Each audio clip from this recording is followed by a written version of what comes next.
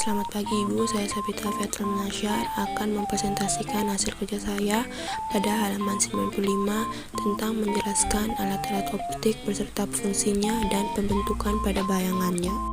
Yang pertama, loop. Loop atau kaca pembesar hanya terdiri dari satu lensa positif dan berfungsi untuk memperbesar ukuran bayangan yang terbentuk di retina. Loop sebenarnya merupakan lensa cembung yang diletakkan antara mata dengan benda yang akan diamati. Pembentukan bayangan pada loop sama dengan pembentukan bayangan pada lensa cembung. Bayangan bersifat maya, tegak, dan diperbesar. Untuk mendapatkan bayangan semacam ini, objek berada di depan, lensa di antara titik 0 dan titik fokus F. Loop dapat digunakan dalam dua macam cara, yaitu dengan mata berakomodasi maksimum dan tidak berakomodasi. Yang kedua adalah mikroskop. Mikroskop memiliki fungsi sebagai berikut. Fungsi utamanya adalah untuk melihat dan mengamati objek dengan ukuran sangat kecil yang tidak bisa dilihat dengan mata telanjang.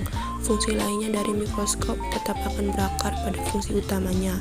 Bedanya, beberapa jenis mikroskop dibuat untuk fungsi yang lebih detail. Contohnya, ada jenis mikroskop yang dibuat hanya untuk mengamati satu jenis objek mikroskopis saja. Proses pembentukan bayangan pada mikroskop adalah benda diletakkan di depan lensa objektif, kemudian akan dibentuk bayangan benda oleh lensa objektif yang bersifat nyata, terbalik, dan diperbesar. Bayangan benda yang dihasilkan oleh lensa objektif akan ditangkap sebagai objek oleh lensa okuler, kemudian lensa okuler membentuk bayangan yang bersifat maya, terbalik, dan diperbesar yang akan tampak oleh mata. Yang terakhir adalah teropong. Teropong sendiri digunakan untuk melihat sebuah benda dari jarak yang jauh sehingga akan tampak lebih jelas.